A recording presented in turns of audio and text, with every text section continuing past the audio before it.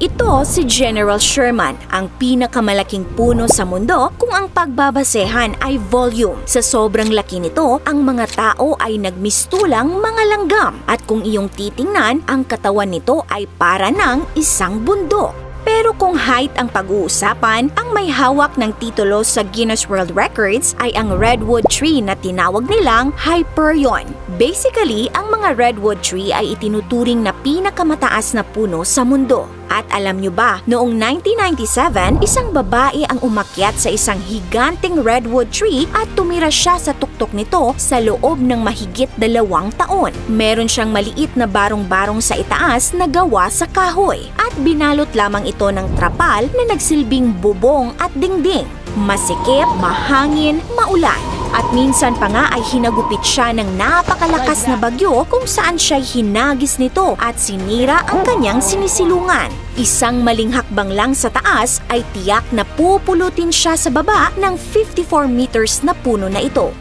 Siya si Julia Butterfly Hill. Lumaki siyang nakakaramdam ng isolation. Homeschooled at palipat-lipat kasi sila ng tirahan sa Amerika dahil sa pagiging traveling preacher ng ama. Ganun pa man ay lumaki namang mabait at nature lover si Julia. 7 years old siya nang bigyan ng nickname na Butterfly matapos dumapo sa daliri niya habang nag-hiking ang isang paru-paro. Pero noong 1996 ay naaksidente si Julia. Halos 1 taon din siyang hirap magsalita at maglakad dahil sa brain damage. Nag-therapy siya ng 10 buwan para makalakad muli. Dahil dito ay na-realize niya na maikli lamang ang buhay at gusto niyang mahanap ang malalim na purpose sa kanyang existence. Hanggang sa natagpuan niya ang grupo na tinawag na Earth First. Nagpoprotesta ang grupong ito sa ginagawang clear cutting ng Pacific Lumber Company sa isang redwood forest sa California. Pagmamay-ari kasi ng kumpanya ang lupa kung saan nakatayo ang redwood forest pero ang mga puno dito ay ancient na.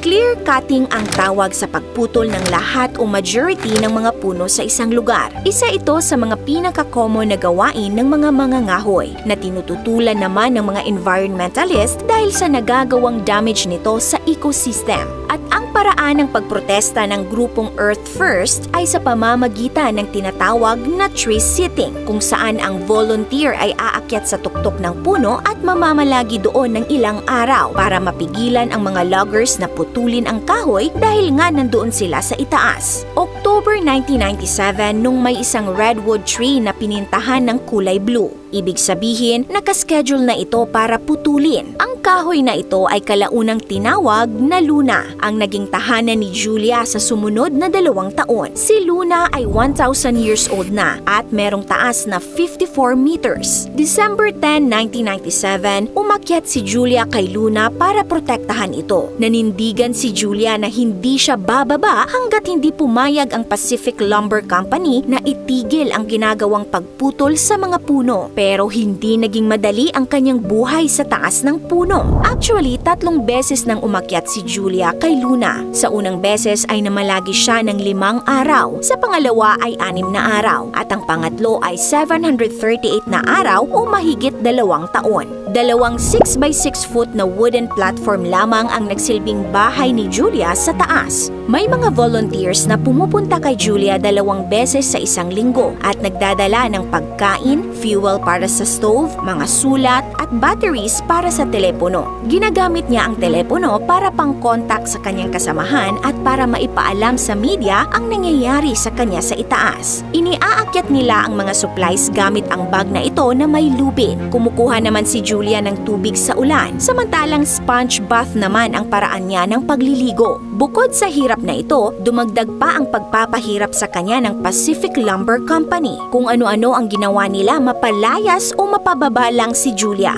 Bukod sa pagbabanta ay sinubukan din siyang gutumin sa pamamagitan ng paglagay ng security guard sa ibaba ni Luna para di mabigyan ng supply si Julia ng kanyang kasamahan. Pinaliparan din siya ng helicopter na may dala-dalang kahoy dahil dito ay muntik na siyang mahulog. Pero hindi nagpatinag si Julia at makalipas ang 2 taon ay napagod na ang kumpanya. Pati si Julia ay pagod na rin. Kaya naman nagkaroon sila ng kasunduan. Pumayag ang kumpanya na hindi hindi na puputulin si Luna at ang mga puno sa paligid nito. Sumang-ayon naman si Julia na magbayad ng $50,000 o mahigit 2 million pesos nung mga panahong yon. December 23, 1999 nung bumaba si Julia sa puno. Humagulgol siya sa tuwa dahil siya'y nagtagumpay. Ground. Luna and all of the other trees 200 feet around her were saved. This is magic. Di nagtagal ay nagsara din ang Pacific Lumber dahil sa laki ng expenses sa pagsunod ng ethical process. At si Julia naman ay naging motivational speaker, author at nagkaroon ng mga foundation. I really hope that people can listen and learn from my experience. Ikaw ka-awesome, kaya mo rin bang magbuwis ng buhay para sa ipinaglalaban mo? This is your Ate O from Our Republic. Hanggang sa muli and stay awesome!